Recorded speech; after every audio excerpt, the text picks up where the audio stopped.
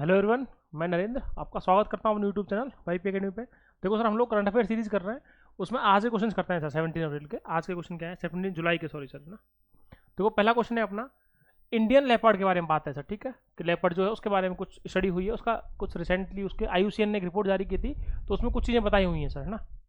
कि डेटा है थोड़ा उसके बारे में, वो सब चीज़ें, तो उसके बारे में बात करते हैं सर। IUCN के हिसाब से लेपर्ड पॉपुलेशन जो है इंडिया के अंदर, वो रिसेंट जनरेशन में इंक्रीज हुई है सर। ध्यान रखना, इंक्रीज नहीं हुई है, डिक्रीज हुई है। पहला स्टेटमेंट गलत है, इसके लिए क्या आएगा, डिक्रीज आएगा सर। कम हुई है पॉपुलेशन, ध्यान रखना सर, ठीक है। और कम भी कितनी हुई है सर, मोर देन 20-25%, यानी अप्रॉक्सीमेट 25% पॉपुलेशन डिक्रीज हो गई है सर, ध्यान रखना, ठीक है। तो पहला जो है गलत है आपका। It is vulnerable in IUCN list sir. IUCN की जो लिस्ट है उसमें वल्नरेबल है, बिल्कुल सही स्टेटमेंट है sir. Protected under schedule 1 of wild life protection act, ये इंडियन गवर्नमेंट का एक्ट है अपना, वाइल्ड लाइफ प्रोटेक्शन एक्ट, उसके शेड्यूल 1 में है सर। ये बात भी सही है सर।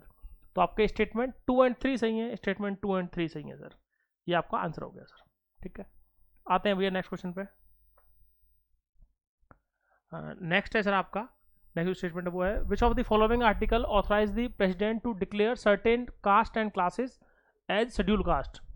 यानी किसी भी पर्टिकुलर कास्ट या क्लास को शेड्यूल कास्ट करने की अथॉरिटी किसके पास है, शेड्यूल कास्ट डिक्लेयर करने की अथॉरिटी किसके पास है, स्टेट में या यूटी के अंदर सर, यूनियन टेरिटरी।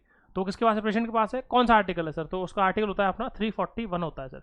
ये फैक्चुअल है, ये भी रिसेंट में था इसलिए न्यूज़ में सर, है ना, ठीक है। तो क्वेश्चन आ जाते हैं इस तरह के।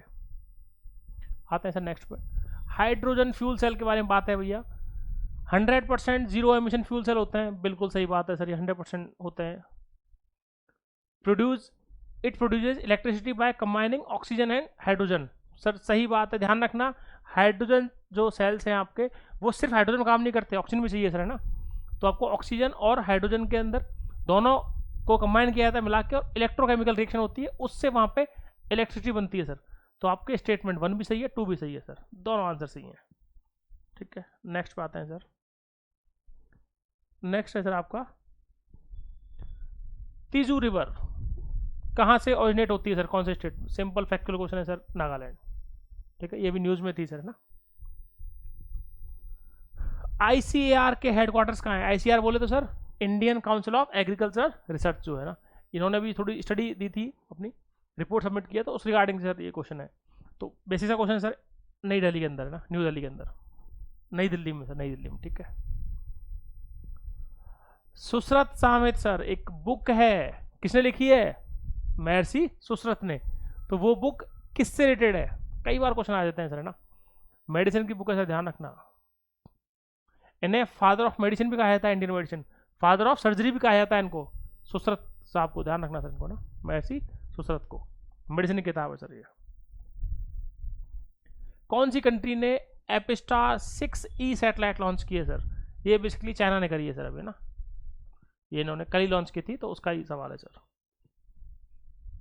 इंटरनेशनल सिविल एविएशन ऑर्गेनाइजेशन जो है, उसके बारे में बात है सर, इनमें से कौन से स्टेटमेंट सही है अपने। एक स्पेशलाइज्ड एजेंसी है किसकी, UN की, सही बात है सर। हेडक्वार्टर कहाँ पर है, कनाडा में। कनाडा में पर्टिकुलर कहाँ पर है, ध्यान रखना सर, कनाडा के अंदर पर्टिकुलर बात करूँ तो मैं मॉन्ट्रियल में है। मॉन्ट्रियल बेसिकली एक शहर है।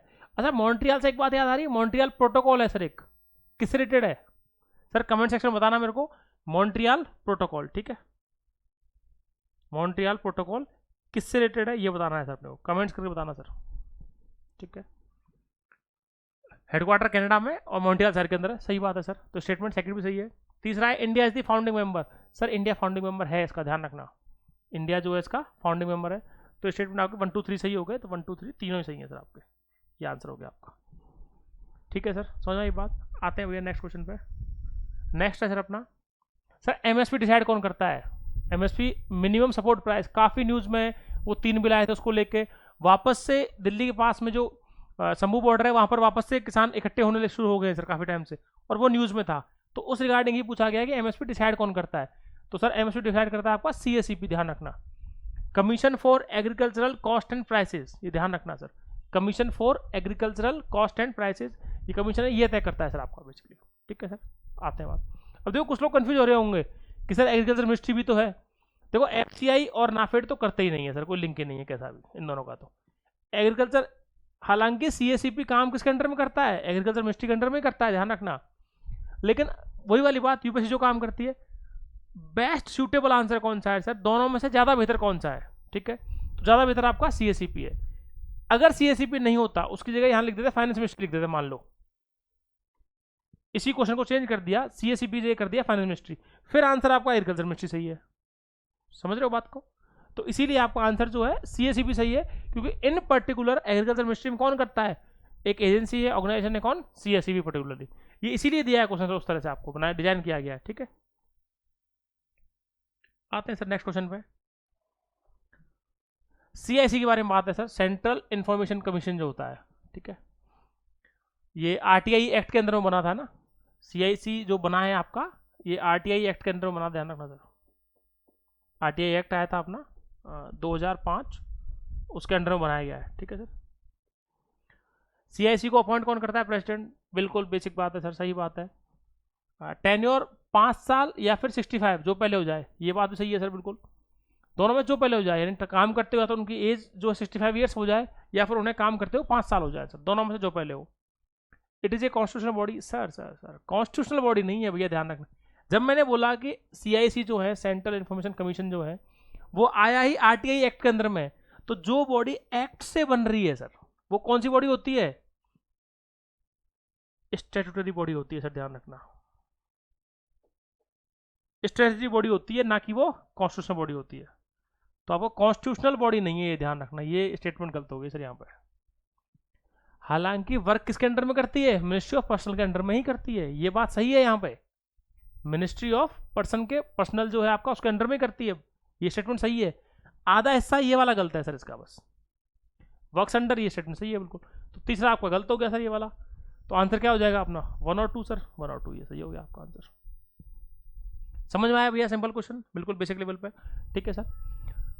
पढ़ते रहे भैया, डेली पढ़ा करो उनको, क्वेश्चन सॉल्व करते रहो सर, और इसमें से क्वेश्चन आ जाएंगे सर आपके काम के काफ़ी, है ना।